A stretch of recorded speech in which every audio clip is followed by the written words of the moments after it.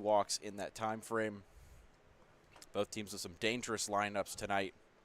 Be looking to get back on track here as first batter stepping in is Tafton Hensley. Leading off the game for Mooresville, the center fielder, number 23, Tafton Hensley. Hensley, the center fielder for the Spinners tonight, and certainly had an up and down season up to this point with a 4-18 stat line, a 222 average thus far as this first pitch is way outside from Henderson. Hensley, though, sporting a 481 on base percentage. Certainly showing some plate discipline despite just 4 hits so far. Next pitch on the way from Henderson. In there and hit him. So a quick hit by pitch to start things off here. And now the catcher, Noah Corliss, in the 2-hole here tonight. And a man on first. Now batting for the Spinners, the catcher, number 10, Noah Corliss. 7 for 18 stat line for the Spinners catcher thus far this season. Runner breaks for second. The throw behind Corliss. And into second standing is Hensley. So just like that, a runner in scoring position here in the first inning for Mooresville. Yeah, and with the pitching depth that Mooresville has going to the later stages of the game, when they get on you early, it's tough to come back because they just keep throwing guys out of the bullpen, consistent, really good guys. So if the Copperheads fall in a hole here, that's going to make it really tough on them. 1-0 from Henderson. Swung on at looks like a foul ball just down the third base line. Corliss a little early on that one, but nearly put it into the left field grass for the first run of the game. The catcher from Western Carolina University. Certainly been so good so far this season. And this one, a dribbler into the dirt. A good block there by Spillman to keep it in front of him. Corliss a part of this 1-2-3 punch for the Spinners, all attending Western Carolina University. 2-1 from Henderson is outside for ball 3. Hitters count here for Corliss. A double and a home run on the season is 2 extra base hits. And 5 singles to go along. 5 runs driven in. 3-1 pitch from Henderson. Behind him for ball 4, and now the runner breaks for third. There will be no play. So hit by pitch and a walk quickly turns into runners at the corners and no outs here. As now the DH, Josh Osiander, looking for his 3rd hit of the season, has appeared in 2 games this season as a hitter and 1 as a pitcher. Yeah, and Gunnar Henderson on the bump here has really been struggling so far. Just hasn't been able to find the strike zone. Like I said, if you fall down in the first inning for the Copperheads here, it's going to make their road to victory tonight an uphill battle. Certainly so, as that first pitch is low and inside here from Henderson, who really did kind of show that in the first outing he had this season. Only 1 inning pitch before he was chased, and as the runner breaks for second, and it's another stolen base here. Now 2 runners in scoring position. Spinner's been very speedy on the base pass so far, something that we've seen a lot this season from the Copperheads, but now kind of the Spinners taking their own tactic against them. Aggressive approach and a big looping off speed in there for a strike. Henderson will look to settle things down here. Runners at second and third and no out. 1-2 pitch on the way. Swung on and a foul ball down the third base line.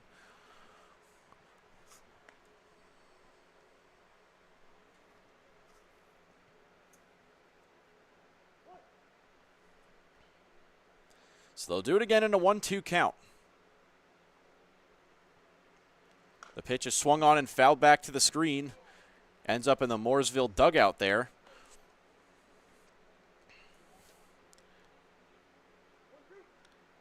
And after a very disappointing performance for many of these top hitters for these Spinners looking to get back on track tonight. The 1-2 swung on and a base hit over second base into center field. 1 run will score, and rounding second for home will be Corliss. Both runners score on an RBI single from Josh Osiander, and it's a quick 2-0 lead here for the Spinners. Great piece of hitting right there, just putting in the opposite way gap right there in the right center field gap. And Spinners already with 2 runs in the first inning. They're going to try to look to run with it. Yeah, back the first baseman, number 7, Davis Turner. And now the cleanup man, Davis Turner. Really the only offensive threat of the game for Mooresville in that big 16-2 loss against Statesville. Hit the second home run of the season for the first batter. As this one, another stolen base attempt will go into center field, and now the runner breaks for third, and Osiander will take it easily. 3 quick stolen bases here in the first inning for the Spinners. And now another runner standing just 90 feet away here.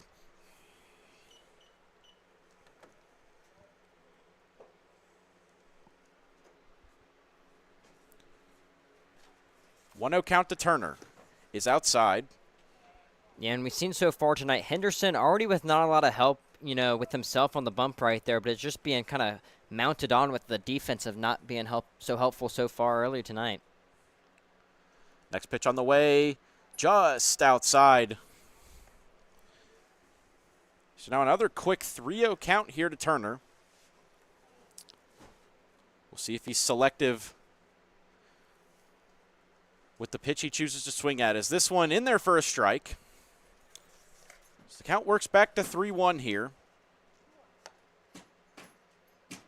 Yeah, and not a count you want to be in against Turner. I mean, week 1 SCBL playing the player of the week, batting .370. Swung on in a high pop-up towards the right fielder, Jones. He is under it for the out, but the runner will tag. And scoring standing is Osiander. An RBI sac fly for Davis Turner makes it 3-0. And Turner just did right what he needed to right there. Doesn't have to get anything pretty, and to deep right field and scores the run. We've seen a very aggressive approach so far on the base pass here for the Spinners, who have used 3 stolen bases for 3 runs here. It's now the 5-0 hitter. Green sends one, a pop-up on the infield. The second baseman, Lopez, has it for the second out.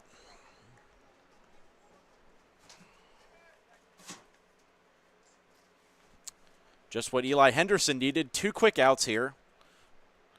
After 3 quick runs scored here in the first inning for the Spinners, is now Nick Alderfer, the shortstop. He's had a good start to the season so far. 5 for 7 in 2 games to begin his season for Mooresville. As this first pitch taken low. Yeah, and Gunnar, I mean, that top half of the Spinners lineup is really tough to get through. They have 6 guys that are batting over .333 in their lineup.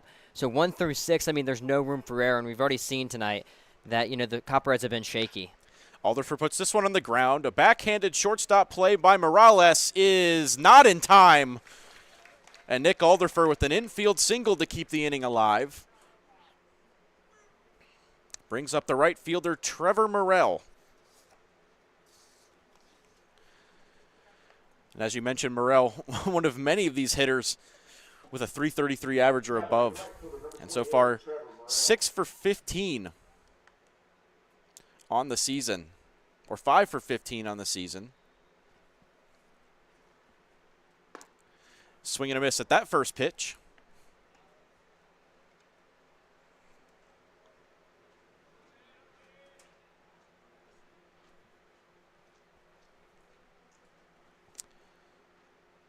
Henderson checks back to first. The pitch is inside. The runner will break for second, and he'll get there standing up. So some more miscues here at keeping the ball in front of them for these Copperheads, who have now allowed yet another runner to advance into scoring position, and a walk at that as well. Number 12, Sam Walker. It looks like that pitch may have hit Morrell, as a matter of fact, and now Sam Walker up with 2 on and 2 out here. Already a 3-0 lead here for the visiting Spinners. This one again blocked by Spillman. Yeah, and Spillman's had to work behind the dish so far early tonight. Done a good job overall at keeping these balls in front of him, but some hard contact so far for these Spinners. Looking for a big rebound performance after what was a pretty dismal offensive and defensive performance. Only about 4 or 5 base runners in the entirety of that 8-inning game against the Owls on Saturday. And just 2 runs all night. This pitch taken outside by Walker, who was a pinch hitter in that game.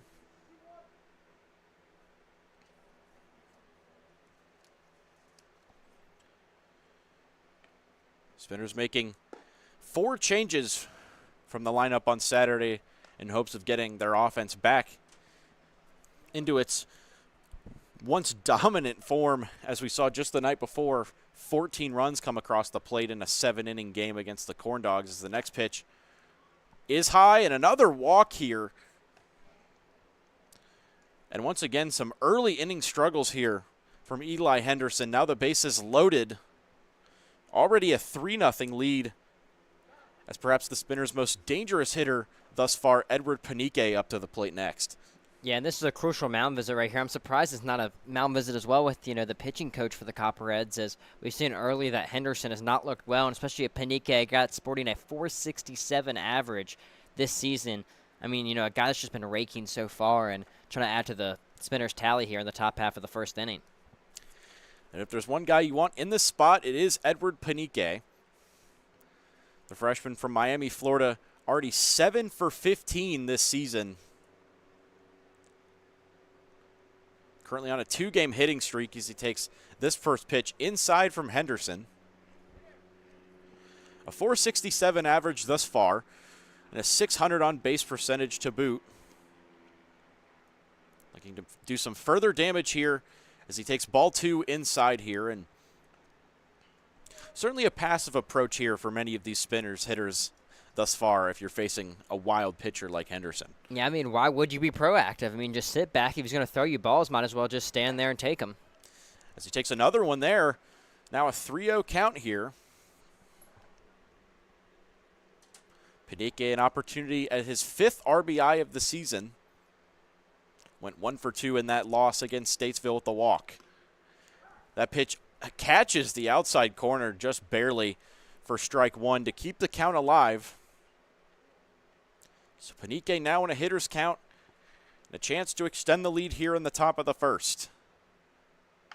Swung on over the pitcher, charging it is Morales. The throw will be in time for the out. A nice play there by Luis Morales at short to get the runner. But we head to the bottom of the first. The Spinners jump out to a 3-0 lead.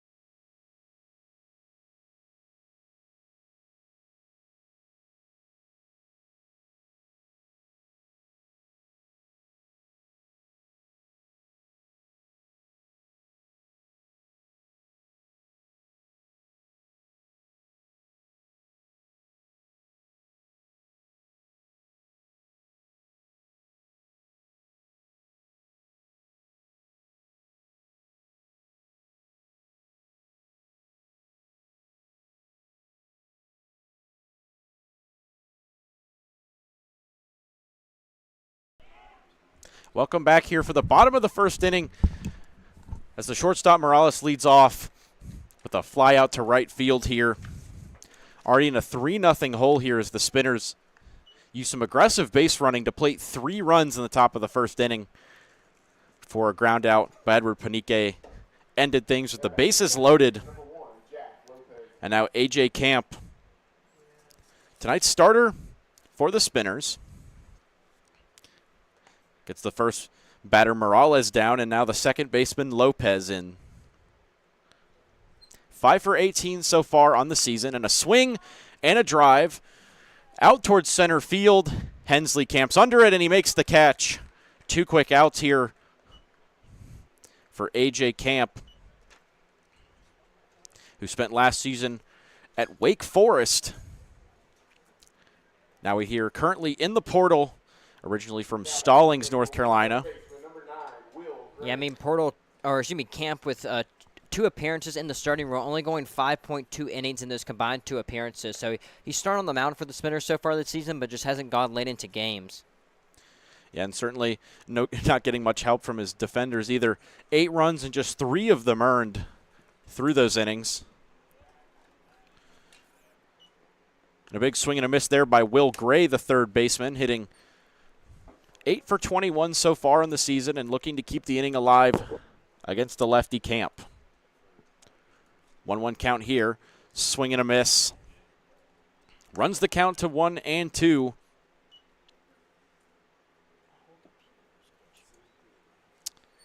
Camp sporting a 4.76 ERA thus far this season. The 1-2 pitch is outside, so Gray stays alive here.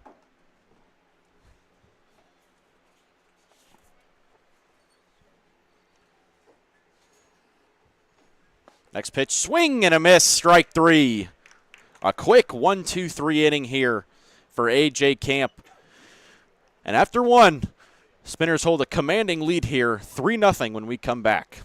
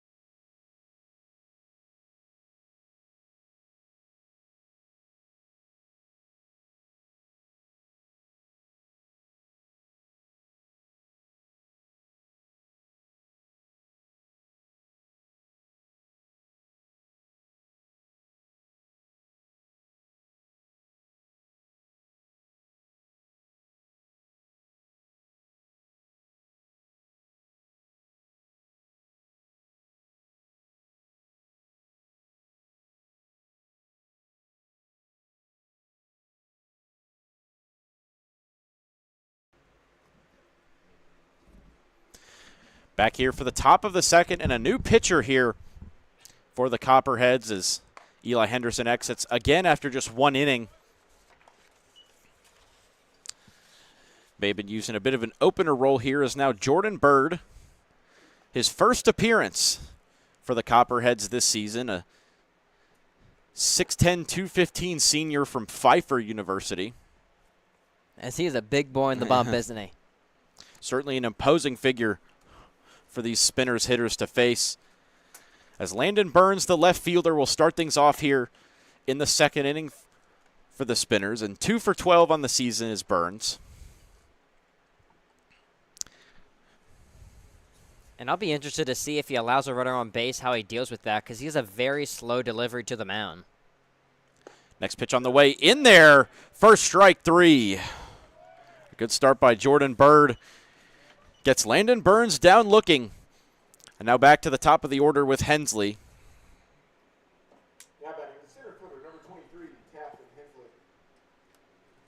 Hensley a hit by pitch his first time up.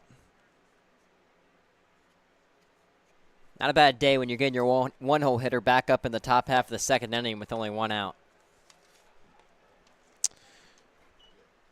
Certainly has been a good offensive performance so far for the Spinners.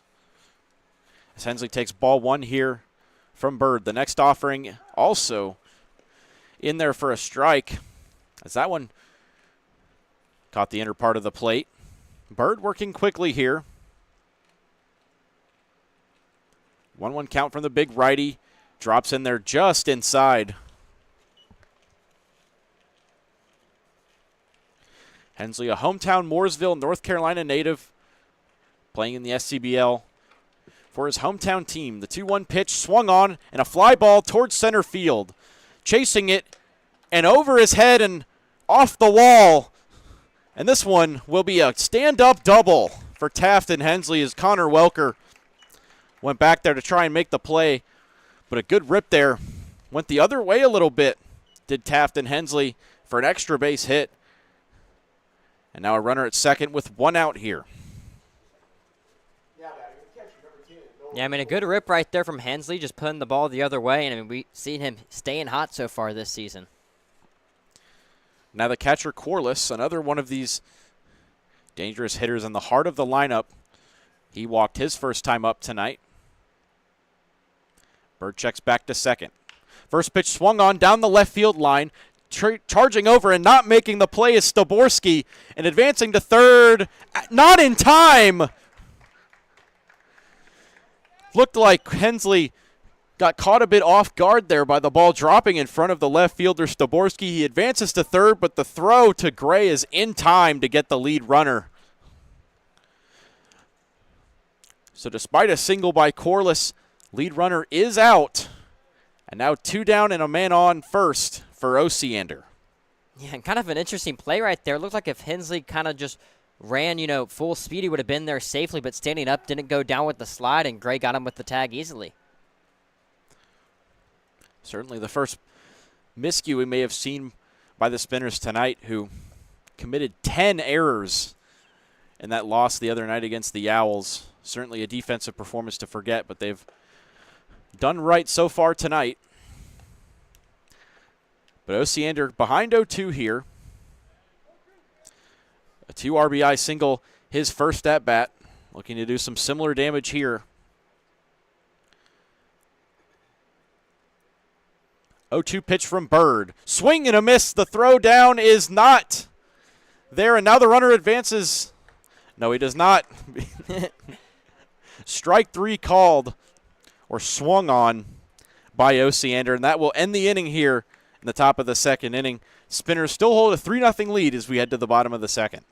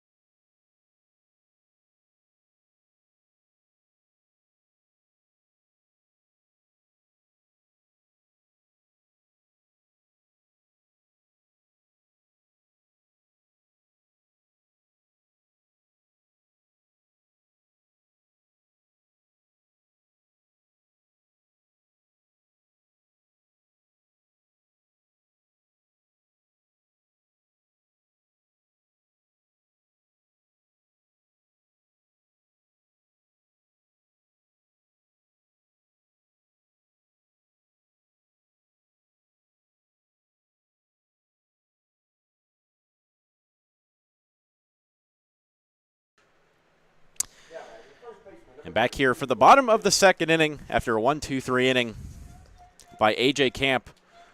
Looking to keep things going smoothly here as that first pitch is outside to the Copperheads first baseman, Louis Hill.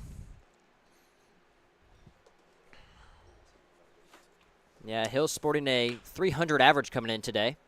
This one grounded to short. The throw in time by Osiander for out number one. After a nice offensive play to drive in two in the first inning, Osiander showing off the glove to make that play. I mean, Camp on the bump here. It's not like he's really striking out that many guys. He's throwing it in the zone. The Copperheads are just hitting it right where the spinners have been at so far tonight. Certainly so, and a nice bounce-back play there for Osiander. Multiple errors in that loss Saturday against the Owls, as this one fouled back to the screen by Parker Staborski. Left fielder making his first appearance for the Copperheads this season. Playing left field tonight and making a nice play in the top half of the inning to get Taft and Hensley on the base pass as he takes that pitch on the outside corner for strike. Staborski, a starter at Lenore Rhine University, now playing at Catawba College. 0-2 pitch from Camp, swung on and foul. Looked like it may have bounced near home plate.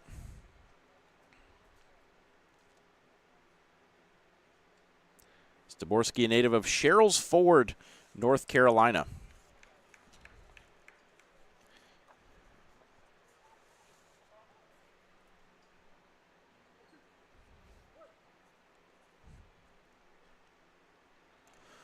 Oh, 0-2 pitch on the way.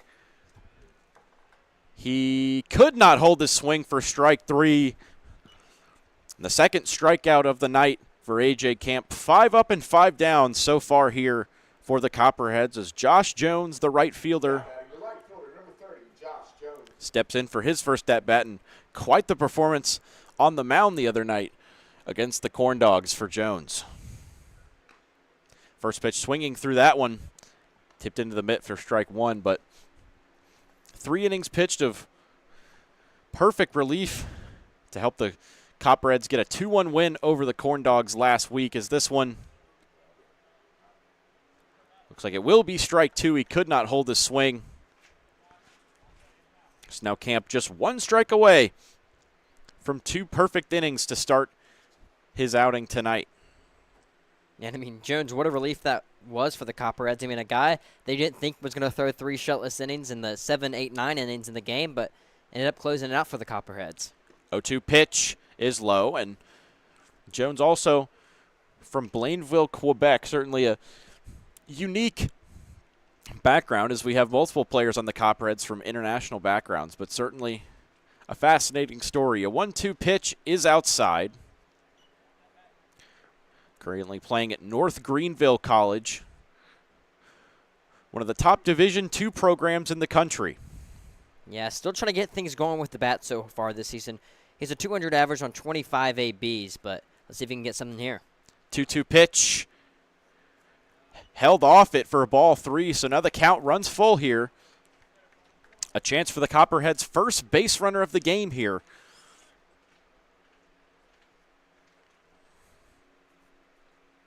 Camp ready with the payoff pitch.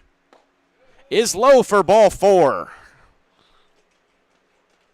And what a good AB right there from Josh Jones. I mean, battling back in the count. That's what the Copperheads just needed. They're down by 3 early on here. Need base runners any way you can get them. From 0-2 to 4-2.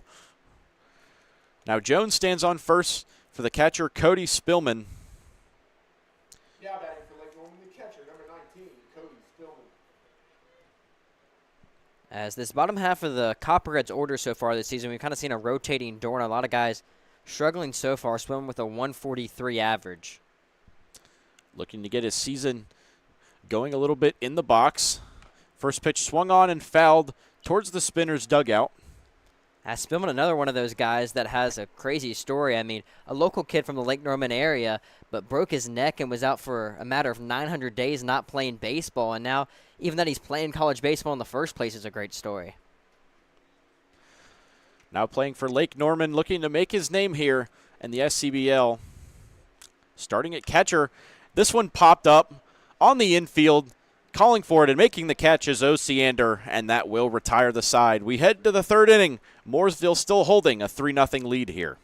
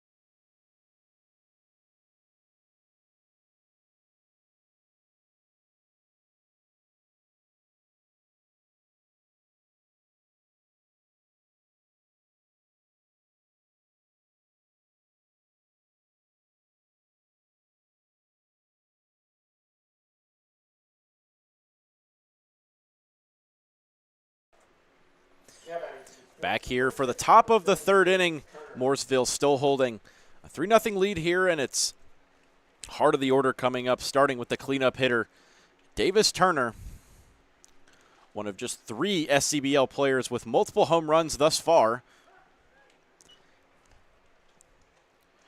And a sac fly for him, his first time up, to drive in the third run of the game here for Mooresville earlier on. 7th RBI of the season for the first baseman. A big swing and a miss at that one. Yeah, and Turner got some good whirl on that ball. I mean, put it into deep right field, kind of almost towards the warning track, but just had a little more, too much pop on it. Behind 0-2 here to the big righty Bird. Pitch on the way is a breaking ball. Maybe lost control of that one a little bit. So a 1-2 count now. Thus far, 4 hits here for the Spinners. 1-2 pitch. Swung on and a belted towards center field. Welker drifting back, and he makes the catch for out number 1. So the second time in a row, Davis Turner sends one to the outfield but can't find the grass. And now Jeremy Green Jr., the extra hitter for tonight, popped up his first time. Had a great opening day for the Spinners and hit a home run in that one. Yeah, and Green, one of those guys that returns year in and year out in the summers for the Spinners, and kind of a notable name if you've been following the league for a couple years now. 1-0 pitch catches the outside corner. A good fastball there from Bird. As we've seen Green feature at first base at times. A 1-1 pitch swung on through the left side for a base hit. Jeremy Green finds the outfield grass, and he's aboard here with 1 out. Yeah, and that's a tough hit right there from Green. The slider going away from him, had to kind of reach out the back, poked it through the third base and shortstop gap right there, and gets on base now with 1 out. Did a good job to catch it with the barrel. Had to wait on it. And now Nick Alderfer, 6 for 8 through his first 8 at-bats of the season with the runner on here after singling his first time up. It's a good first pitch there from Bird, catches the outside corner. And kind of a homecoming of sorts tonight for Nick Aldifer, as he was a Cox Mill guy, 2021 3A All-State team for the Chargers. And facing multiple of his high school teammates here tonight, including second baseman Jack Lopez and Connor Welker in center. Both of those Copperheads players joined Alderfer playing here at Cox Mill High School, the home of the Copperheads for the 2024 season. 1-1 pitch here. Swung on in a drive towards left field. Back on it is Staborski at the track. He cannot make the catch. It's off the wall. Rounding second and stopping is Alderfer. That one nearly leaves the ballpark, but hits right at the top of the fence.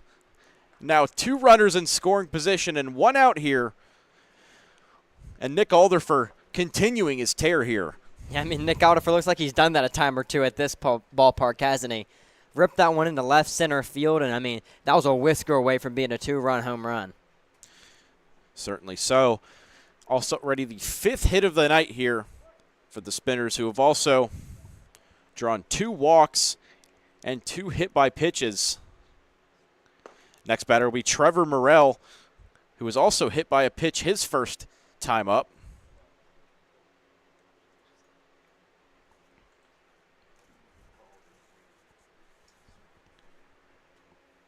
Morrell playing right field tonight. 0-1 pitch inside. And a good block here from Spillman to keep it in front of him.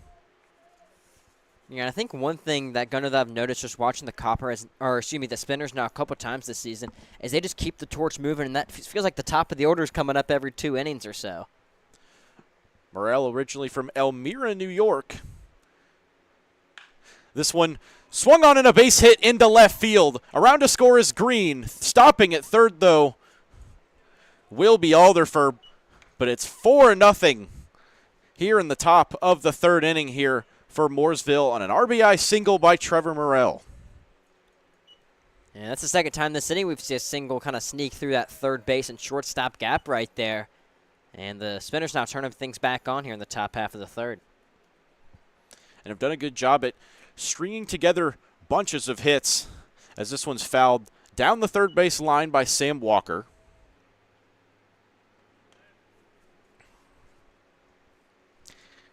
Has featured mostly as a pinch hitter here for Mooresville, but getting the start at third base tonight, and walked his first time up to load the bases as the runner breaks for second, and another foul ball here. As Gunnar, I mean, the Spinners not a team that's going to put up maybe 5-6 runs in an inning, but if you remember when they played the Copperheads at Moore Park earlier this season, they scored in, 6 of the 8 innings that they had to bat. And, I mean, they had 1 run, 2 run, 1 run, back to 3. I mean, they were just getting runs every single inning. And another foul ball here by Walker. Sent that one the opposite way this time towards the first base side and just drifted foul of the first base line, as now Morrell has broken for second twice and now has to make the jog back once again. I mean, just getting his cardio in for the day at this point. Morrell certainly a threat on the base paths. We'll see if he breaks for second once again in an 0-2. Way inside, nearly hit him that time.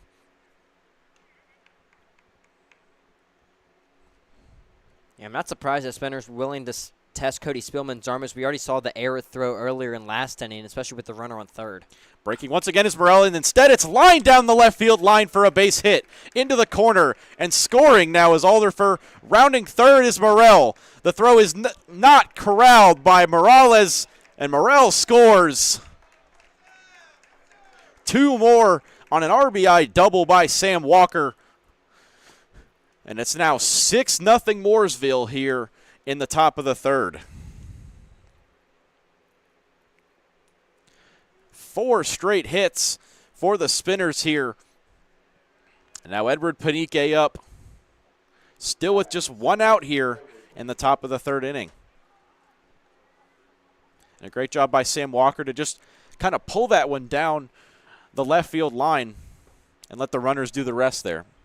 Yeah, I mean, we've kind of seen every hit this inning so far from the Spinners have been into left or left center field. Just keep pulling those balls down the line, and they're going off for another big inning here.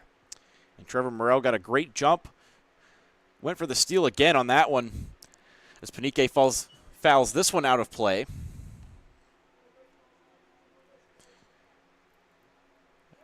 As we saw, Morrell had 3 stolen bases coming into that one, was looking for number 4. And it turned into a bit of a hit and run there. 0-2 count here to Panique is low. So both Copperheads pitchers thus far allowing 3 earned runs here.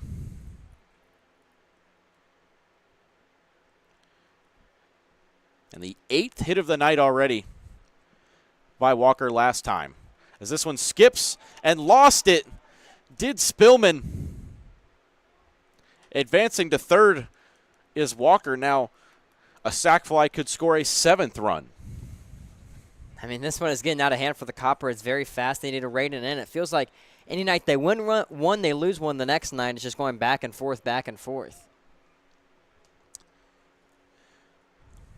The Copperheads 4-3 in their first 7 games thus far. The 2-2 swung on and a pop-up down the first base line. It will just get out of play.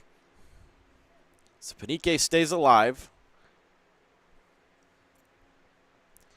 Grounded out to end the first inning his last time up.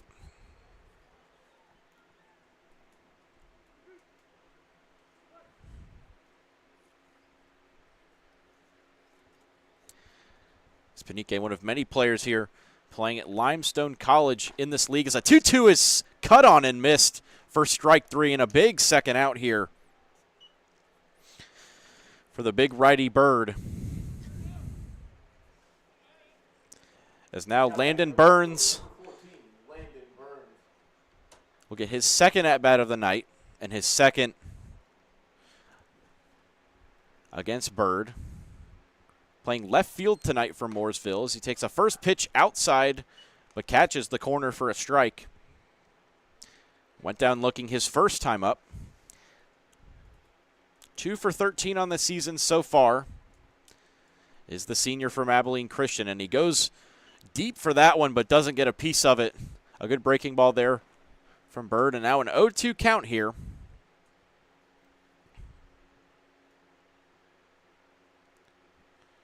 Bird's pitch, a swing and a miss. Looks to be a drop third strike.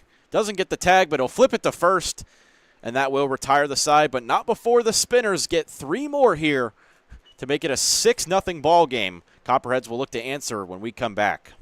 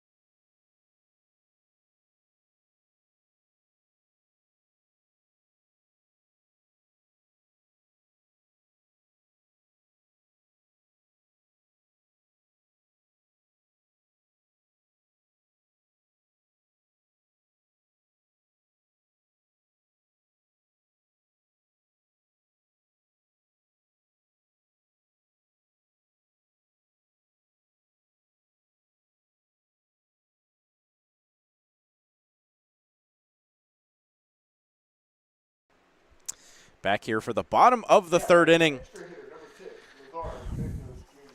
And the bottom 3 hitters due up here for the Copperheads, looking to get something going. Already facing a 6-0 hole here against the Spinners thus far. It's the first pitch from Camp in there for a strike against the EH Lazaro Santos. Yeah, I mean, Santos sporting an .077 average so far this season, just one hit on 13 ABs. But, I mean, no better time to get things going right here. Down 6-0, you got to start somewhere. Certainly so, and Santos has featured mostly as a DH or EH for the Copperheads, who have not moved their infield lineup too much.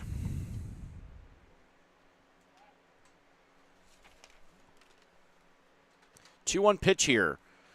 In there for a strike, a good upstairs fastball here from A.J. Camp, and the count will run full. Santos currently playing at Cleveland Community College and batted .302 last year. 2-2 pitch, a swing, and past the second baseman, Panique, for a base hit. Santos pokes the bat and sends one the other way for his second hit of the year, and a great start here for the Copperheads in the bottom of the third. I mean, he got the hit that he needed right there. Doesn't matter how you get on base. It just matters that you got on base and just poked that one past Panique. And that's what the Copperheads need here. A guy gets in a leadoff situation and try to get things going. So now Michael Fergalak, the first ABs of the season,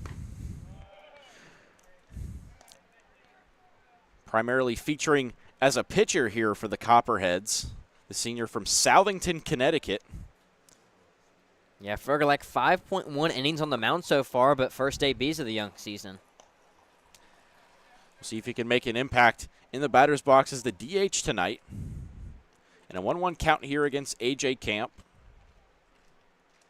Listed as a pitcher and right fielder for the Copperheads. 1-1 on the way from Camp. A big swing and a miss there.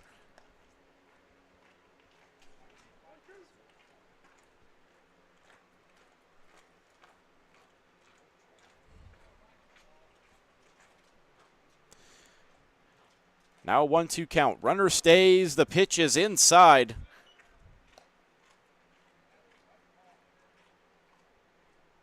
So Fergalak does stay alive here. Big choke up on the bat here, looking for something to put in play. The 2-2, a swing and a miss, strike three. So Fergalak's first at-bat of the season ends in a strikeout, and now Connor Welker, the center fielder, 2 for 9 so far this season. And another product of the Cox Mill High School baseball program. Hitting 10th tonight. One man on here in the bottom of the third and one out. First pitch from Camp, a big swing and a miss from Welker. Yeah, I mean, I like Welker in the 10 hole, kind of using as a second leadoff type of guy tonight for the Copperheads. He's not a guy that's going to have a lot of power, but he'll get on base any way possible. A 1 on the way is high. Welker currently playing at Pfeiffer University. And looking to make an impact here for the Copperheads tonight. The 1-1, another swing and a miss. Heavy reliance on the fastball this at-bat for A.J. Camp. We'll see if he sticks with it in a 1-2 count here. Double play depth here for the Spinners as well. The 1-2, swing and a miss, strike three. Back-to-back strikeouts after a leadoff single by Santos will flip the lineup card around for the Copperheads. And one of the most dangerous hitters in the league comes up in the form of Luis Morales. Came into tonight's game second in the SCBL in average, only behind the Disco Turkeys' Derek Martinez. 6'11 average on the season and 11 for 18, but grounds this one to second. The throw to short in time for the force out, and that will retire the side. Another strong inning from A.J. Camp keeps the Copperheads scoreless. 6-0 when we come back for the fourth inning.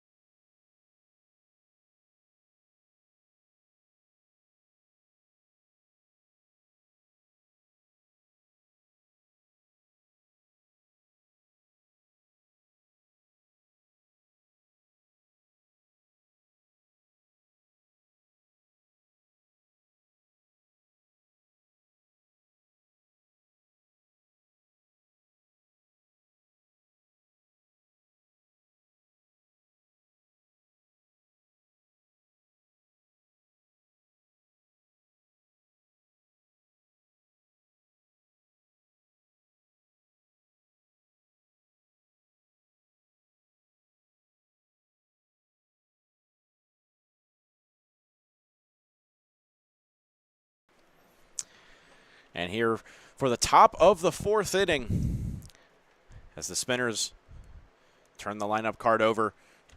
Now the third at-bat of the game for the leadoff hitter, Tafton Hensley, doubled his last time up. Part of 5 hits last inning for these Spinners, as this one's driven towards center field. Calling off Welker is Josh Jones, who makes the catch for the first out. A good start here for Bird.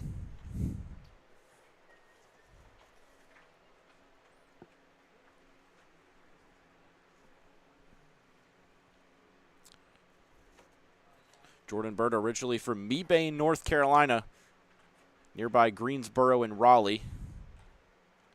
As he hits that one hit Corliss, it looked like, on the side, so a hit by pitch will put the catcher aboard here in the fourth inning. And already the third hit by pitch of the night that the Spinners have reached on.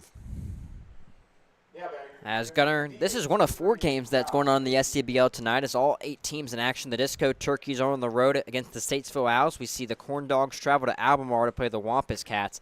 And then the Regulators are up 3-1 against the Athletics in the bottom of the 4th inning here on a Monday night. So a lot of action going around. This one driven to deep left field. It is out of here. Josh Osiander with his first home run of the season makes it 8-0 for the Spinners here in the top of the 4th inning.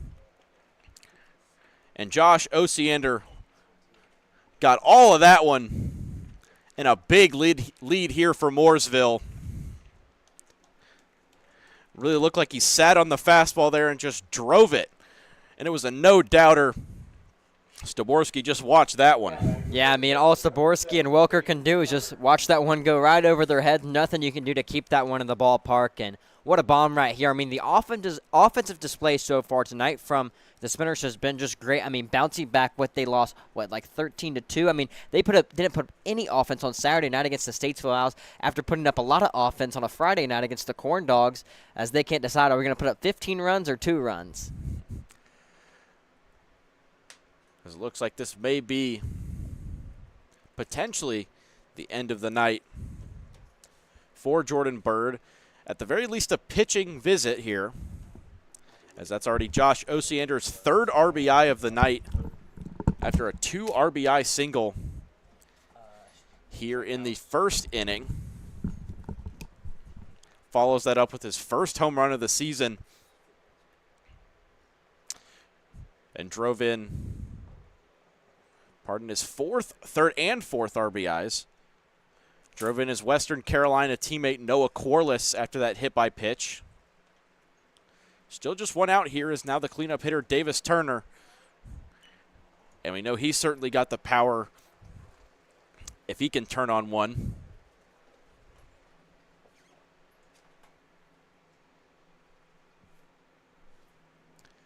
We'll see if Turner can pick up his 11th hit of the season after a sac fly and a fly out his first 2 times up.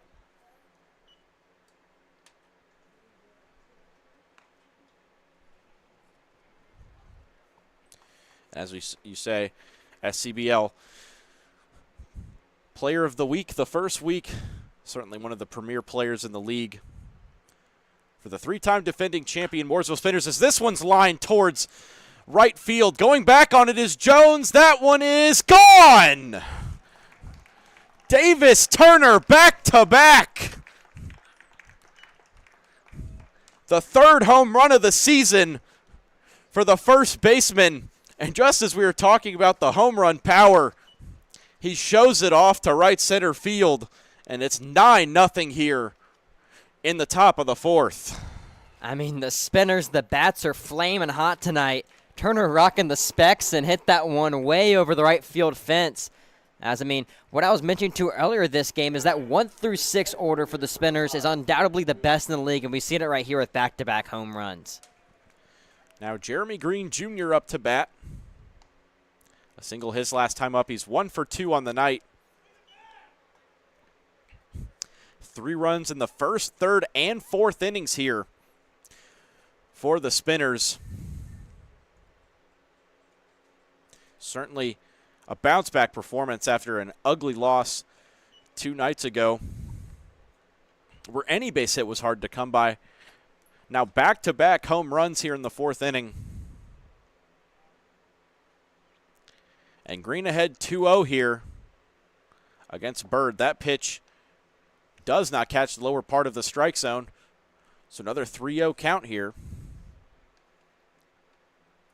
Yeah, and what an advantage this is for the Spinners kind of getting out earlier in the game. It's not only with the lead, of course, but they have to go and play the Concord A's tomorrow night. So you're able to save some of that pitching depth that you were planning to throw tonight and now can put it to the later stages of the week. Certainly so, and A.J. Campus looks strong tonight as well in his 3rd start of the season. As that pitch, now a 3-1 count, swung on and fouled. Looked like off his leg did Green, so now a 3-2 count here, still just 1 out here.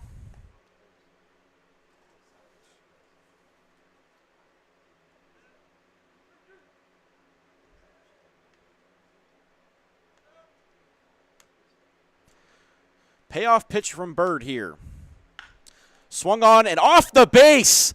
It'll be a base hit for Jeremy Green, and now he'll turn for second, but stops just before Staborski can make the throw to second. But a perfectly placed single fooled the third baseman, Will Gray, as it popped up in the air and landed in the outfield grass. The 4th straight batter to reach base here for the Spinners in the inning.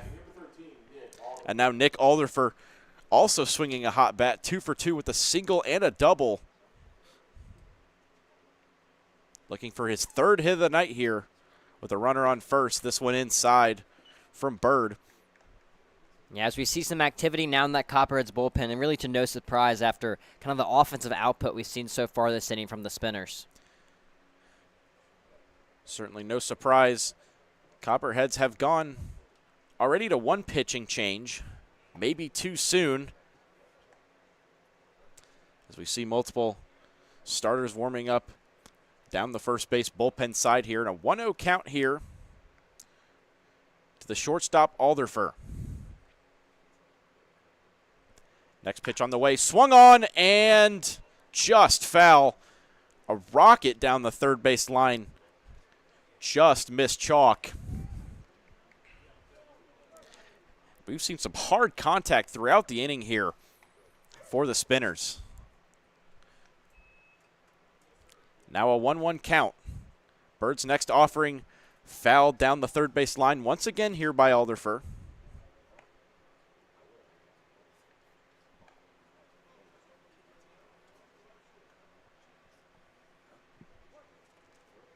Now a 1-2 count. We'll see if Alderfer can get his third base hit. As Green breaks for second, the throw is not made. Buried in the dirt by Spillman, so Jeremy Green picks up a stolen base here. And a full count.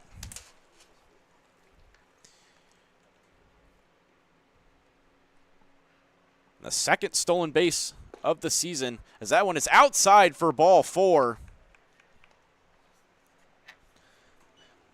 So 3 trips to the plate and 3 appearances on base for Nick Alderfer, who stays red hot tonight.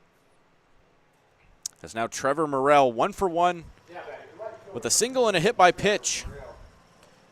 Drove in a run with a single last inning. Now 2 men on here and still just 1 out.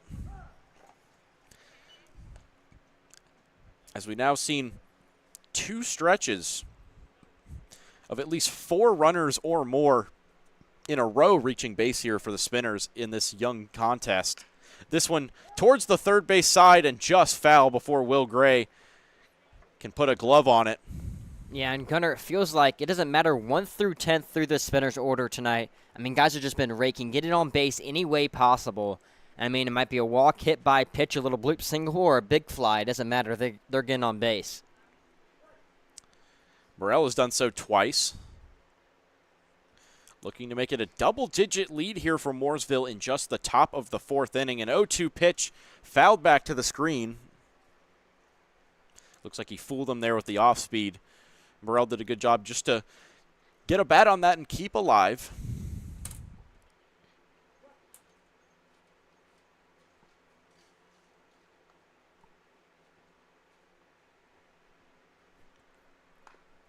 This one fouled off once again. As Gunnar, I mean, the Spinners tonight are just showing why they've been the top dog in the SCBL the last couple of seasons. You thought, hey, they might be looking a little shaky now after that big loss against kind of one of the bottom feeder teams so far this season, that being the Owls. But tonight, I mean, they've just been reestablishing their spot in the top of the standings. This 0-2 pitch in the dirt. Burrell will stay alive, and yeah, they've had some off performances, as you'd say. The home loss to the Regulators, potentially the biggest shock after they won just 4 games all of last season, but have already reached that milestone here this season. As this pitch low. And a big loss to the Owls, who only currently sit at 2-3 and 6th place in the league, but despite that have done a good job to bounce back. 2-2 pitch swung on towards Morales. The throw to second for 1 and the throw to first, not in time for the double play. But a fielder's choice. Morales does make the correct read and throw to Lopez. So an important second out here, and runners at the corners. As the inning stays alive for the third baseman, Sam Walker,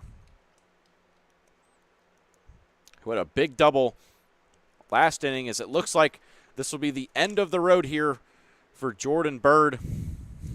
Exits after just 2 2/3 innings, 6 earned runs to his name. And we'll see if the Spinners can extend the lead against the new pitcher when we come back.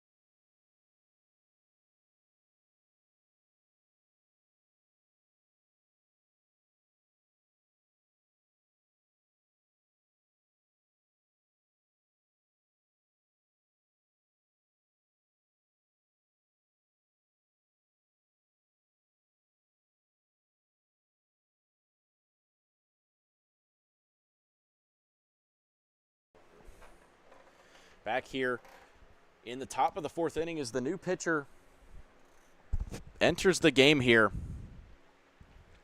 William Price, the native of the U.S. Air Force Academy in Colorado, coming in relief of Jordan Bird. Runners at the corners here and 2 outs. There's already 9 runs across here for the Spinners in the top of the 4th inning.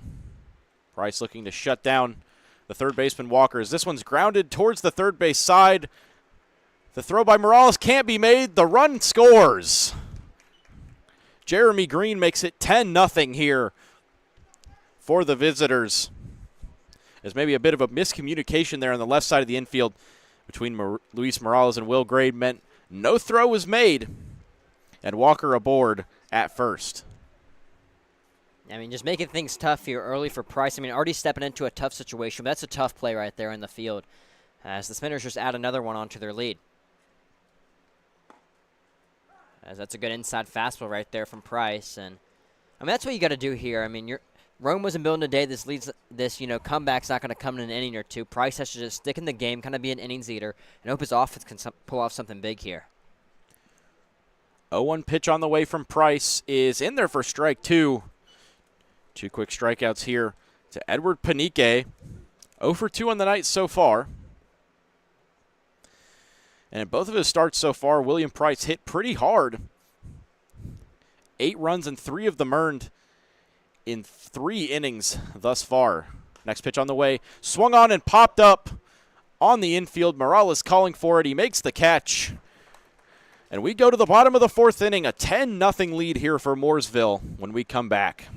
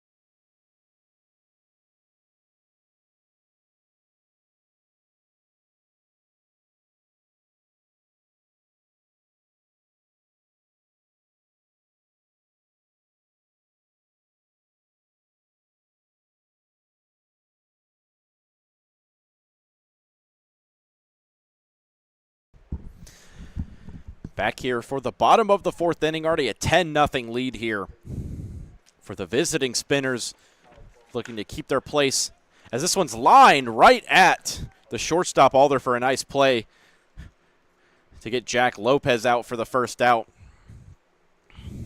Yeah, it's pretty easy for Alder right there. I mean, Lopez hit a bullet right at him, but barely had to move his glove, didn't have to even move his feet at all, and that's out number 1 for you. As many people might say, nice swing, but you out. It's now Will Gray after a strikeout. His first time up, looking to get on base and pops this one up towards the second baseman, Panique. He calls for it and makes the catch. And 2 pitches, 2 outs here for A.J. Camp, quickly working through this Copperheads lineup. Yeah, and I mean, I kind of mentioned it earlier, but we've seen it here in this camp. He's not blowing fastballs by guys. He's not a swing and miss pitcher. He's putting it in the zone, making the Copperheads hit it, and trusting the defense behind. I mean, the Copperheads, they're not making any good contact on. He's putting those fastballs just kind of on the outside and inside portions of the zone, not leaving anything center plate, and the Copperheads haven't been able to tee off on it yet. Just 2 base runners and 13 plate appearances up to this point. Just a single by Lazaro Santos and a walk by Josh Jones. Representing the base runners for the Copperheads so far. A.J. Camp quickly works an 0-2 count here on Louis Hill. Grinded out his first time up. Playing first base for the Copperheads tonight, looking to keep the inning alive. The 0-2 is low. Looks like a heavy reliance on the fastball tonight from A.J. Camp. Has done a good job at locating it and mixing in that every so often off speed. As he goes back to it here, misses the zone with that one, so the count runs to 2-2. As we see Camp try to go with the backdoor slider right there, but, I mean, the fastball tonight has been his bread and butter, and it's been working so far. So now Deuce is wild in a 2-2. Pitch from Camp, swung on and fouled back to the screen. So Hill, the Pineville, North Carolina native, stays alive here and graduated from South Mecklenburg High School in Charlotte, currently attending Oral Roberts University. Swung on towards the third baseman, Walker. The throw is in time, and another 1-2-3 inning from A.J. Camp sends us to the top of the fifth inning. Still a 10-0 lead here for the Mooresville Spinners over the Lake Norman Copperheads when we come back.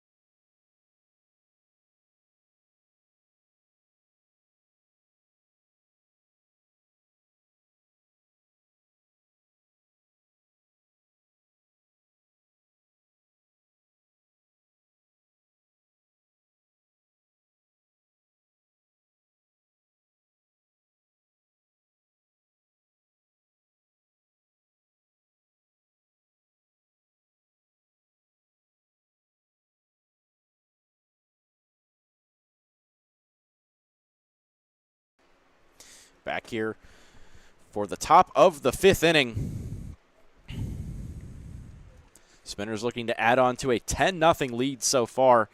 As the left fielder Burns will lead things off. We also have center fielder Hensley and the catcher Corliss due up behind him, as both of those two will get their fourth at-bats of the night.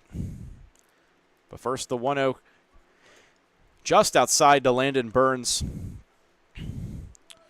Struck out looking his first time and swinging his second time, so still looking for his first hit of the night.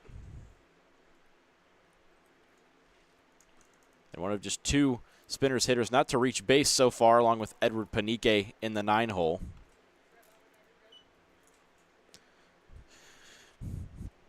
Last inning highlighted by a 2-run home run by Josh Osiander before Davis Turner went back-to-back with a solo shot to make it 9-0. Another run added as Sam Walker or Nick Alderfer, it looked like, drove in the 10th run of the inning. 3-1 count here to Burns. Pitch on the way, in there for a strike, so the count will run full as Price stays out here for another full inning. A 12 ERA up to this point. In the 2 innings of work, 4 runs, just 1 earned, though, against the Spinners last meeting, as this one is outside or upstairs for ball 4, and Landon Burns will reach base here. Just 3 innings pitched on the season and 9 hits so far for William Price. And this very team at Moore Park certainly hit him hard in their first meeting. They'll look to do the same here as Tafton Hensley steps in. 1 for 2 with a double, a hit by pitch, and a strikeout on the night. First pitch, a looping breaking ball just high.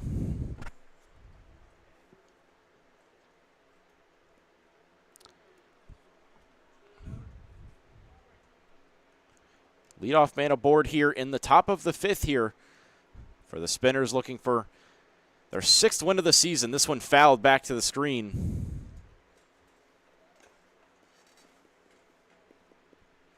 Along with the Copperheads playing their 8th game of the season tonight.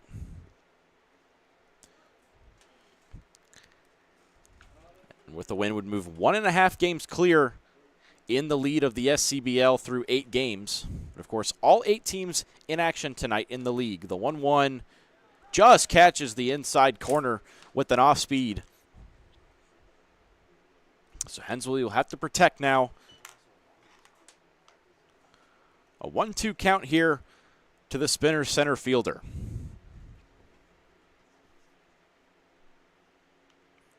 Pitch on the way is swung on, and a high fly ball towards Welker in center.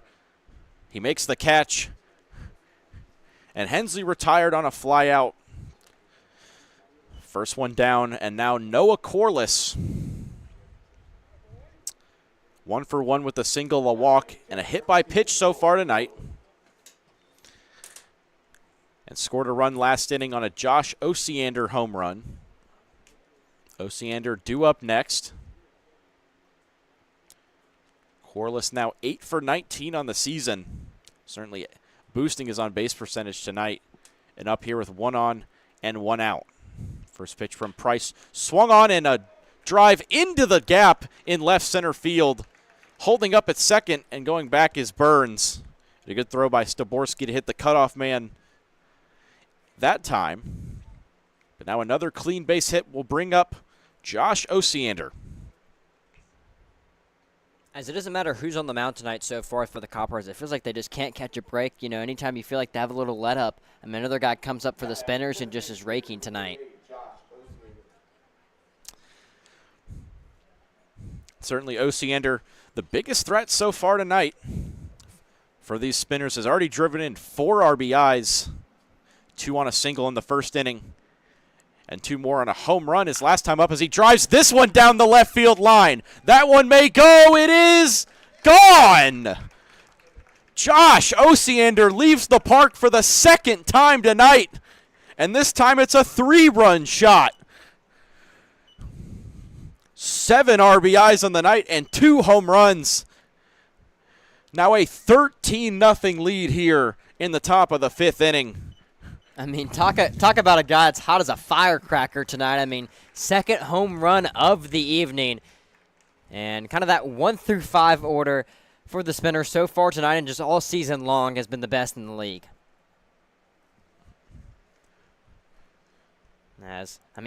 Osiander's about seeing the ball like a beach ball tonight. I mean, he's just hitting everything that's coming at him. And now Davis Turner back up after a solo home run his last time up. The first pitch there is in there on a breaking ball strike. And no way we can see back-to-back guys have back-to-back home runs and back-to-back at-bats. As Turner was first pitch swinging on the home run last time, though. He's in an 0-1 hole here, still with just 1 out, and he goes back to the slider, does William Price. As that one was on a line down the left field line by Josh Osiander. Looked to be an extra base hit either way, but he got just enough of it and pulled it over the fence. Now an 0-2 count, swung on and fouled back to the screen by Turner.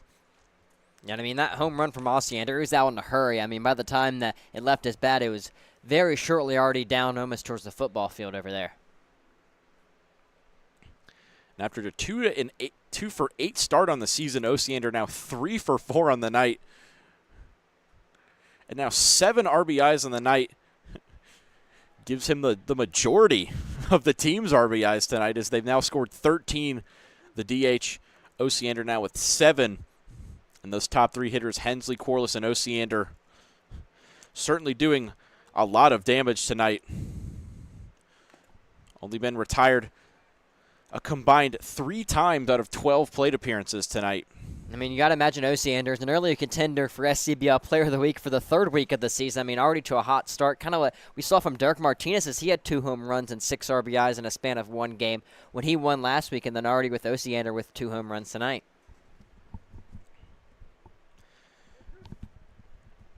And Turner done a good job as well to put the ball in play. Got it to the outfield grass the first 2 times before hitting a home run his 3rd time up. And the 0-2 pitch from Price swung on in another fly ball here, but this one looks to stay in the ballpark. Jones camps under it, and he makes the catch for the 2nd out. But the inning stays alive for Jeremy Green Jr. 2 singles and a pop out tonight. Now back to the Spinners, the extra hitter, number 5, Jeremy Green Jr. 8 for 19 now on the season is Green. Currently sporting a .421 batting average so far.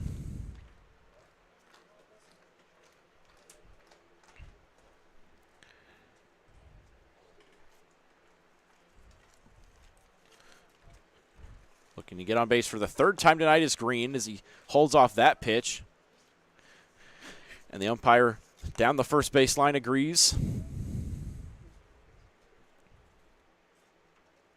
As Green listed as an outfielder, but has played all over the place for these Spinners, including at first base. The senior from Troutman, North Carolina, currently playing at Emory and Henry College. Next pitch on the way. Low there. And we've seen no matter what pitcher tonight, the Spinners have been hitting extremely well here. I mean, just hitting everything that comes at them so far tonight. They've really done no wrong on the hitting side of things. Green ahead here 2-0. Good pitch in there for a strike by Price. Yes, that's exactly what Price needs, just to get back on track here, eat up some innings for the Copperheads and just try to ride things out. Now Green in a hitter's count in a 3-1. Takes that low for ball 4. So Green, for the 3rd straight time tonight, after a pop out his first time up, reaches base and keeps the inning alive for Nick Alderfer. 2 for 2. A single, a double, and a walk. And currently 7 for 9 on the season. It looks like William Price will not get a chance to face him. His night is done here. Looks like after just 1 full inning of work, the Copperheads will turn to the bullpen and bring out their 4th pitcher when we come back.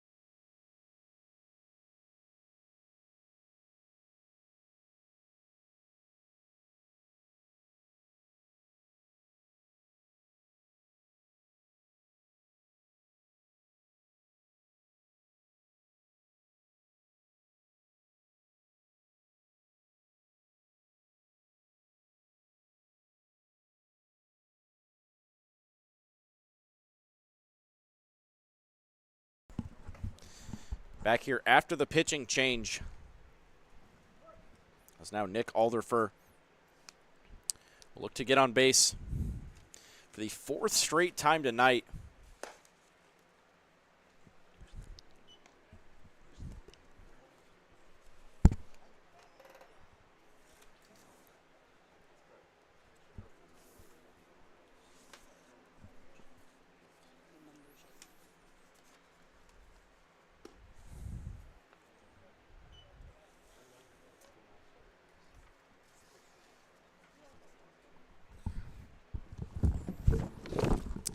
Already a 2-0 count here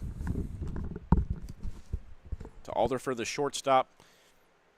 Looking to keep the inning alive here. This one swung on the ground. The throw from the third baseman, Gray, is in time for the out. A nice play on the defensive side of the ball.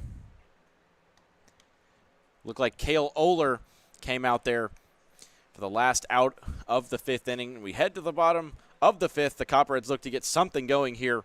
Down 13-0 here at Cox Mill High School.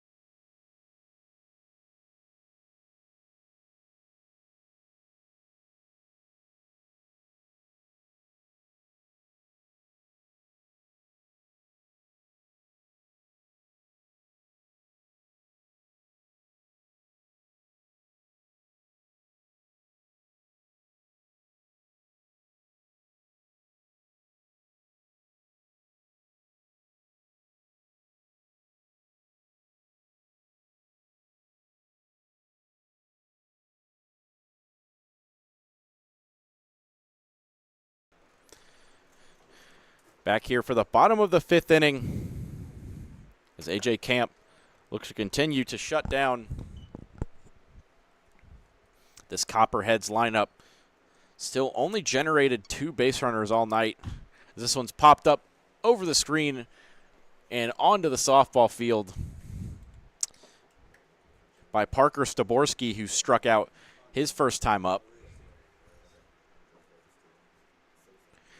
A.J. Camp threw 4 innings and 4 strikeouts so far.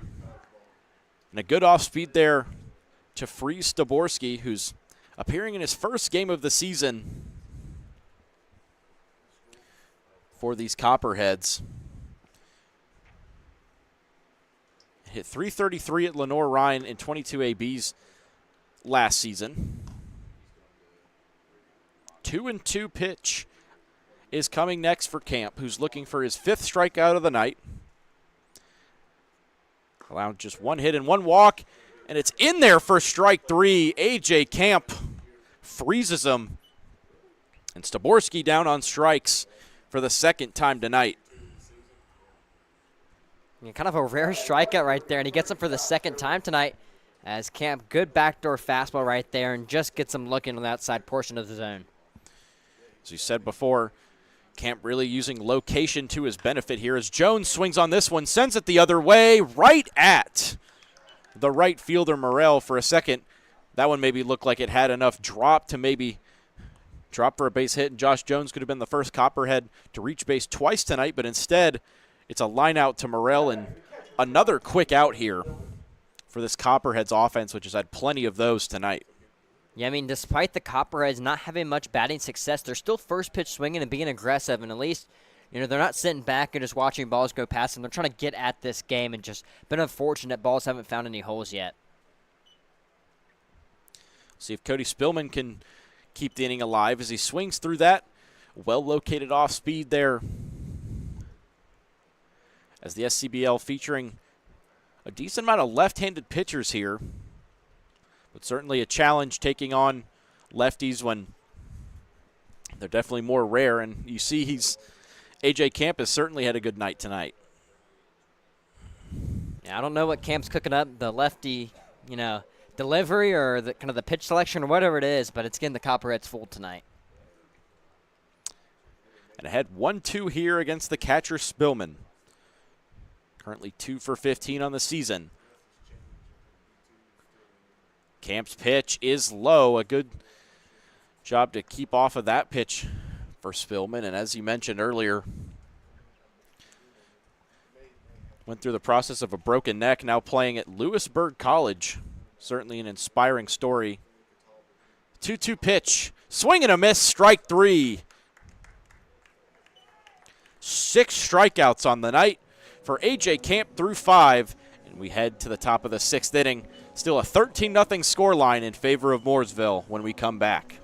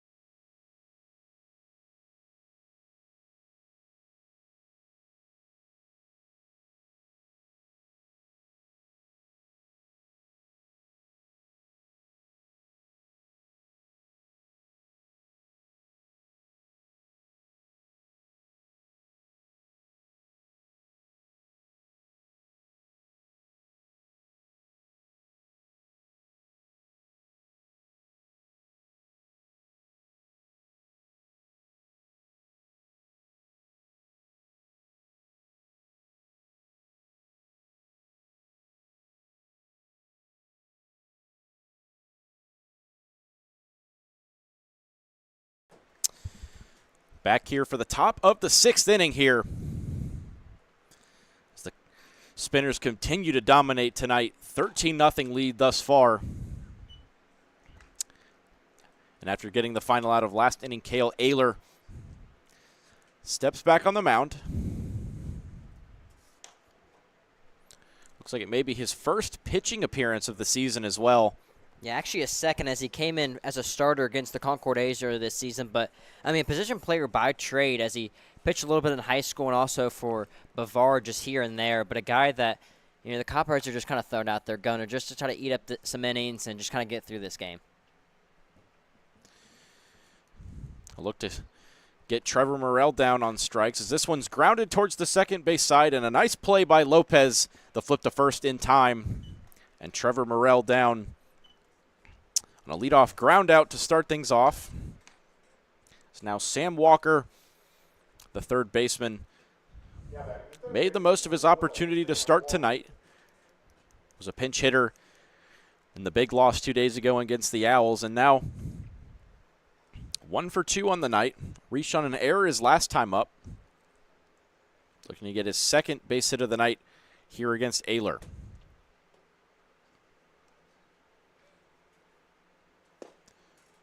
First pitch is in there for a strike. A good fastball there from Ayler to freeze Walker a little bit, who came in 2 for 10 and now had a good night at the plate, as have many of these Spinners hitters. In fact, Panique due up after Walker, the only one so far in the Spinners lineup to not get on base so far, as we're now in the 4th turn of the order here for the Spinners in the 6th inning, and could potentially reach the 5th time if multiple runners can get on base here for Mooresville. Already holding a 13-0 lead and could close this one out in 7 with a run rule. 0-2 on the way from Ayler. A swing and a foul ball back to the screen. Looks like it'll actually land in the stands here. Unique setup here by Cox Mill, having the 2 screens instead of just the 1. Yeah, kind of a quirky setup with, the nets behind home plate, and that kind of results to some of those balls just trickling through. Another 0-2 count on the way to Walker. Pitch from Ayler. Swing! No swing, pardon. Froze him instead. Went to the off-speed that time, and a good breaking ball. Catches the inside corner for strike 3. Walker down looking. And 2 quick outs here. Now brings up Edward Panique. Or pardon, it looks like it'll be a pinch hitter in place of Panique. The regular second baseman for the Spinners, Anthony Umbach, will get an at-bat tonight facing off against Ayler. No one on and 2 out here. Watches that first pitch. A looping strike there. Looks like he went to maybe the curveball. Yeah, Ayler trying to avenge that first appearance on the mound. Had 4 earned runs that got pulled very early in that loss against the A's. But, looking good so far for the Spinners. Ahead 0-1. Swung on and fouled back to the screen by Umbach, and another quick 0-2 hole here.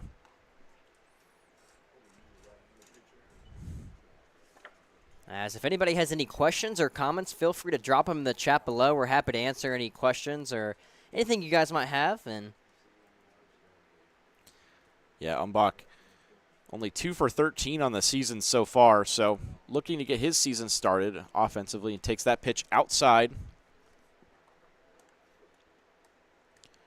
Umbach typically a shortstop, but has been playing second base in recent games, as many of the Spinners did not have a good night at the plate the other night. 0-2 pitch, or 1-2 pitch, pardon, on the way. That went inside. as we have a little update, the Uari Wampus Cats up 7-0 on the Queen City Corn Dogs. The Corn Dogs feel like they win big one night, lose big the next night. And certainly the Spinners on that same sort of trend in their last few games. And a 1-2 pitch to Umbach, swinging a base hit into center field. Umbach keeps the inning alive with a clean single up the middle, and now the left fielder Burns, his first or fourth at bat of the night, looking for his first hit.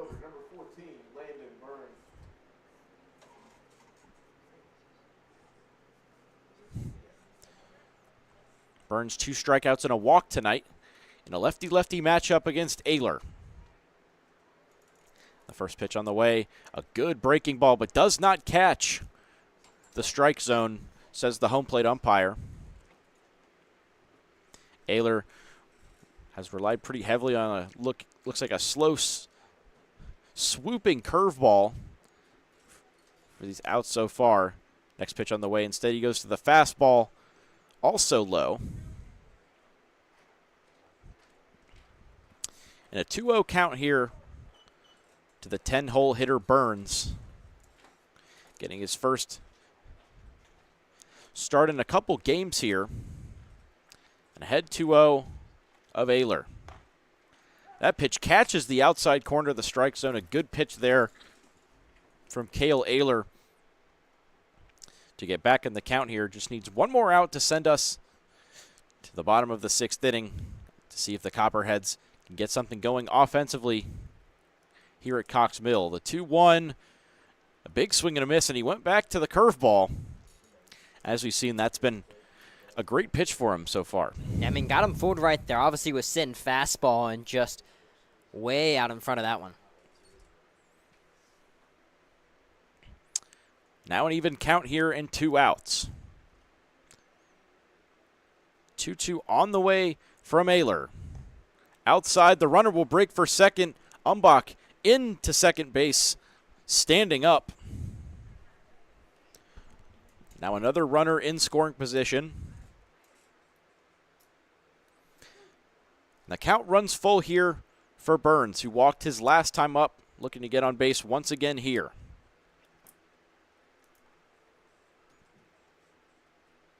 3-2 pitch. Swung on and fouled over the screen.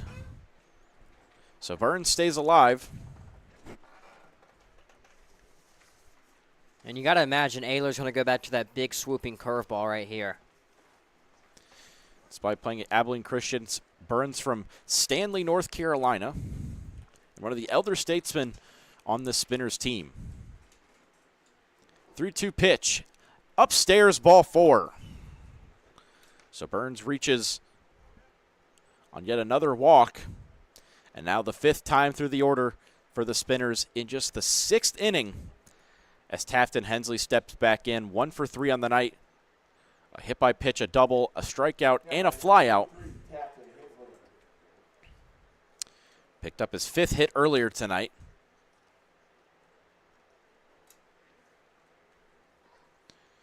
As he looks to drive in runs number 14 and potentially 15 or 16 if he can find a certain sound off the bat.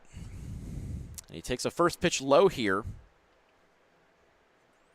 Ayler looking to still work out of the jam. Got 2 quick outs on Morrell and Walker. It allowed Umbach and Burns to both reach. Now facing the 5th batter. A nice play there. As Spillman caught it after it popped out of his glove.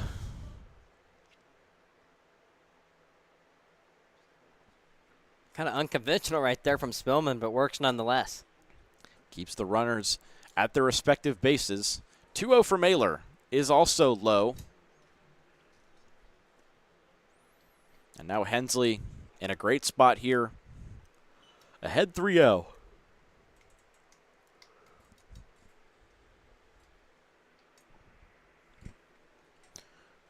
One more pitch would load the bases for Noah Corliss, who has reached base in all 4 of his plate appearances tonight.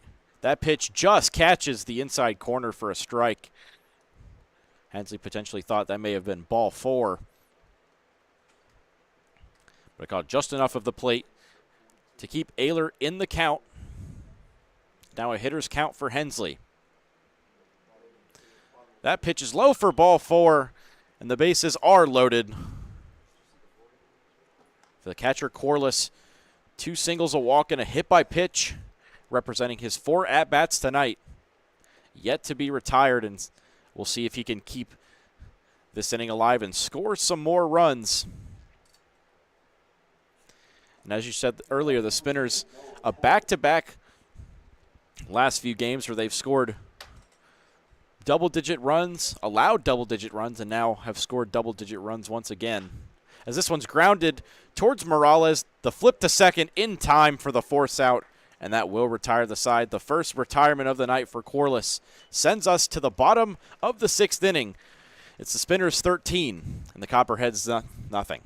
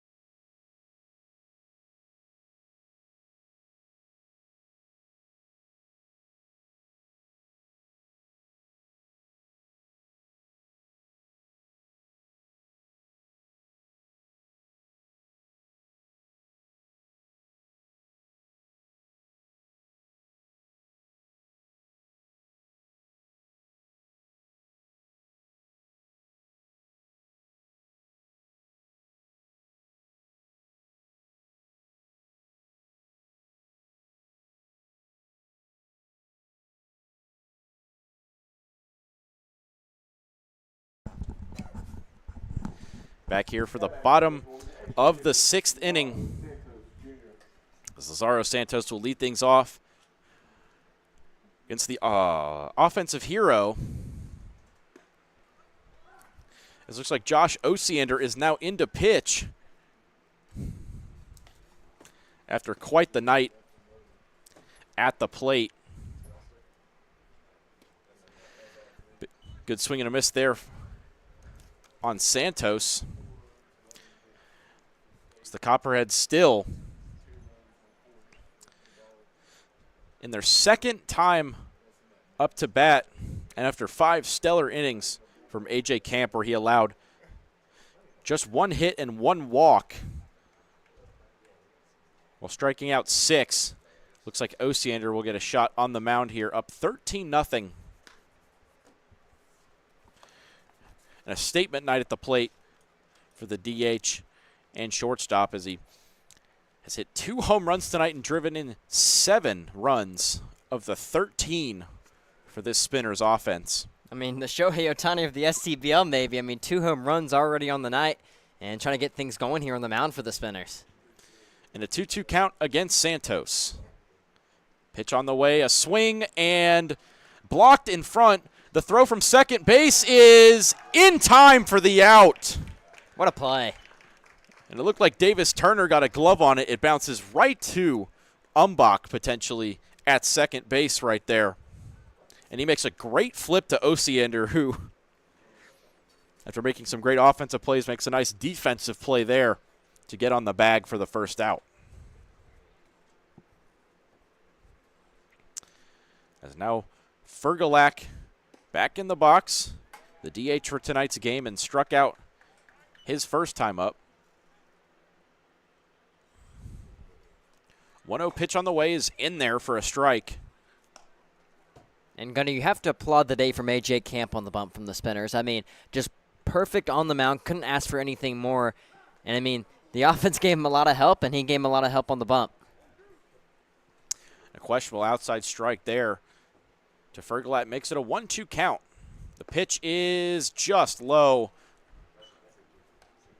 Maybe potentially a makeup call there. But nonetheless, the count is now at 2-2 here to Fergalak. The pitch from Osiander in there for strike 3. Blew it by him with the fastball. Back-to-back retirements will now bring up Connor Welker, the center fielder. Also struck out his first time up. Currently hitting 200 on the night, or on the season. First pitch by Osiander catches the outside corner for a strike, and in addition to hitting some fast balls down the line, he's pumping in fastballs here on the mound. Just misses with that one to Welker. Looking for his 3rd hit on the season. The pitch, a big swing and a miss. Looked like he was maybe out in front of that one a little bit. Now Osiander working some magic on the mound. A 1-2 pitch, just missed. Welker held up on it.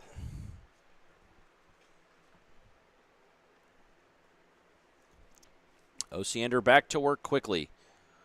2-2 pitch. Swing and a miss, strike 3. And after 2 home runs and 7 RBIs in the batter's box, Josh Osiander sets the Copperheads down 1-2-3 here in the bottom of the 6th. We'll go to the 7th. Spinners still holding a 13-0 lead when we come back.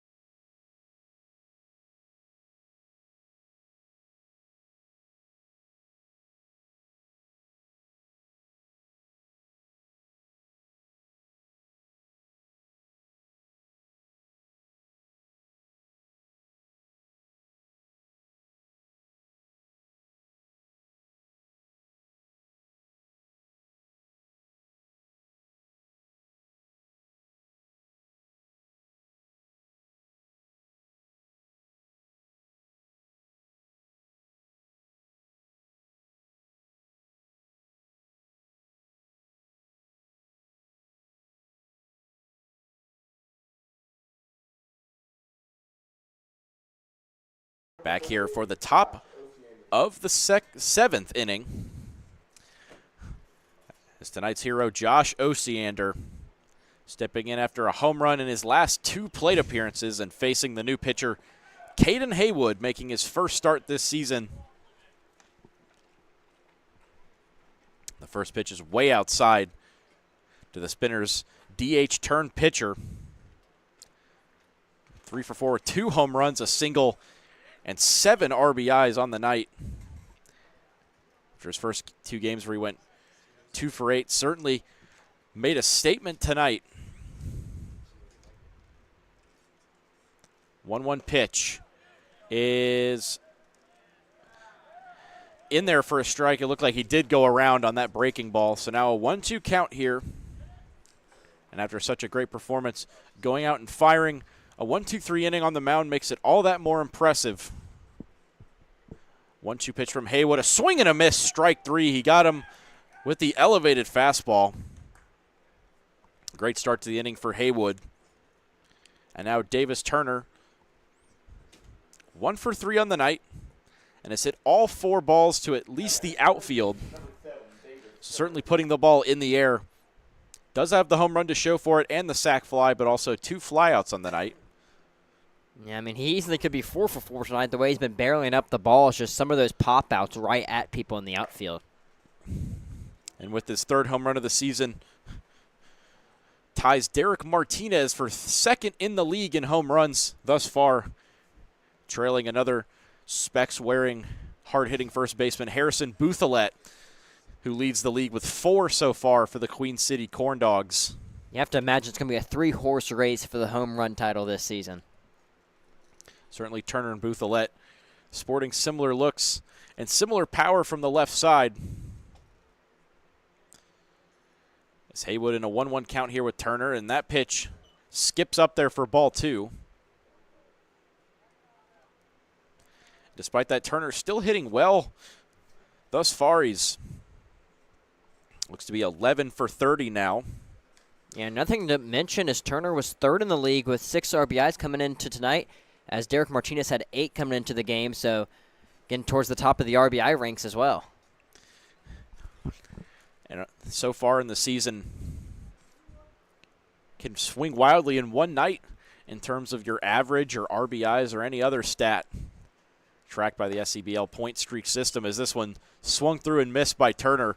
Looked like he really wanted that elevated fastball, as that's kind of been his bread and butter pitch that he's hit extremely hard, maybe seeking that one out. Now a 2-2 count against Haywood. The pitch is low and through the umpire's legs on that one. So the count will run full for Haywood. And Haywood, a freshman from Harrisburg, North Carolina, just faced off against his Western Carolina teammate Osiander. Got the better of him that time with the strikeout in the pitch. In there for ball 4 for Turner.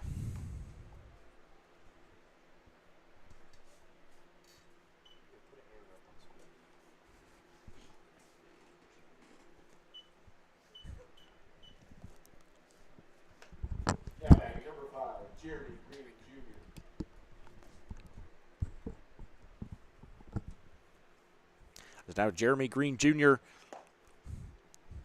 also having a nice night at the plate. 2 for 3 on the night with 2 singles and a walk.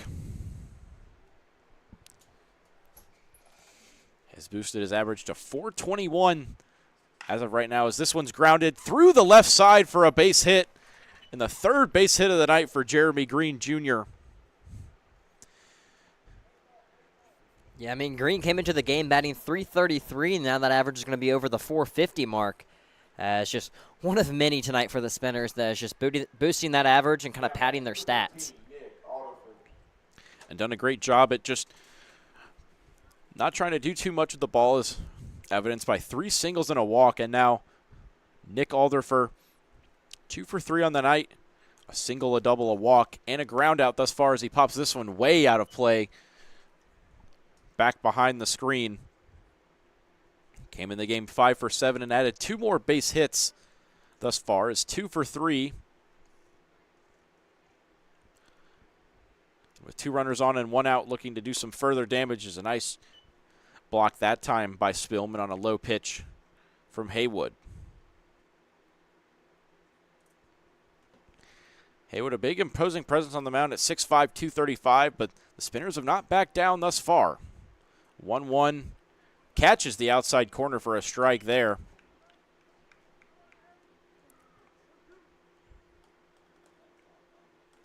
Alderfer has made a big appearance, big impression in the 6-hole thus far. The 1-2 swung on in a fly ball, deep left field, but tracking it and making the catch is Staborski.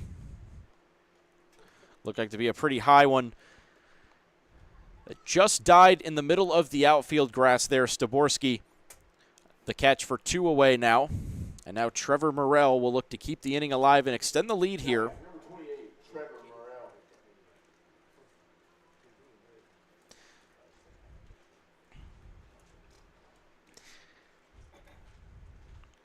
Haywood looking to set down Morrell, the right fielder, tonight. 1 for 3 with a single and a hit by pitch.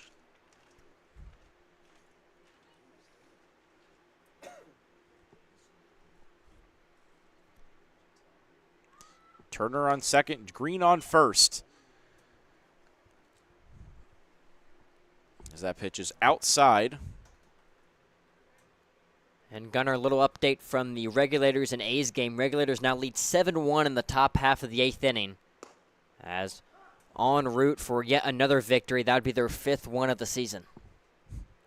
Certainly an incredible start after winning just 4 games all of last season through 32 games now.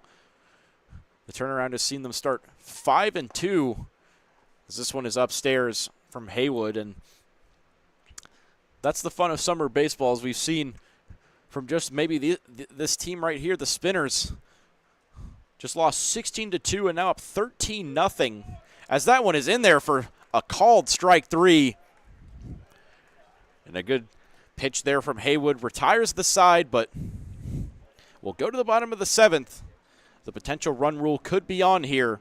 The Copperheads need to score 3 to stay alive when we come back.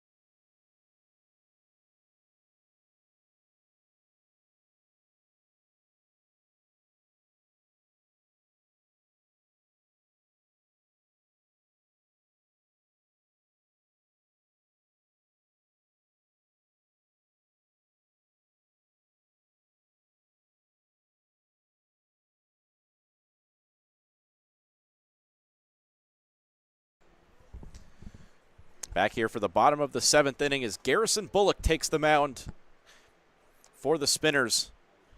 Has been featuring as a DH.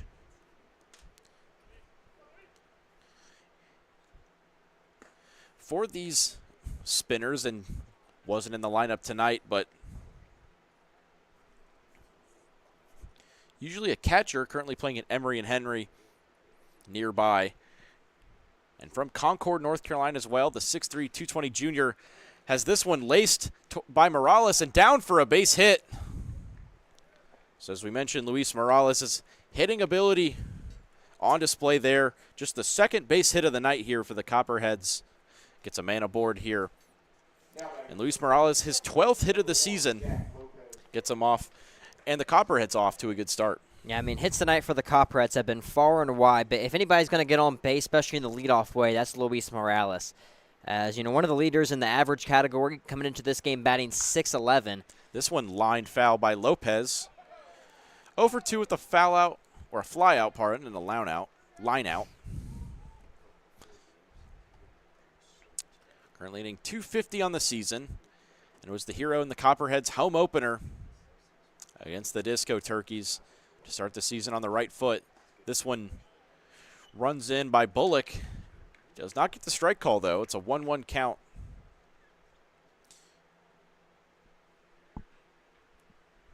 As Bullock with the Craig Kimbrell preparation, and this one popped up over the screen by Lopez. It'll be a 1-2 count, and you can see how Craig Kimbrell in his days with the Braves has maybe inspired the younger generation a little bit with the lean over that Bullock does. Just kind of hanging the arm out there. Now the 1-2 pitch on the way. Looks like it's a drop, third strike. But the home plate umpire says it will be a strikeout for Garrison Bullock. Looks like Lopez did not make any contact there. But nonetheless, the wild third strike advances Morales to second. The Copperheads' first runner on second base for the night, and their first runner in scoring position will give Will Gray the chance to get the Copperheads on the board here in the bottom of the 7th inning.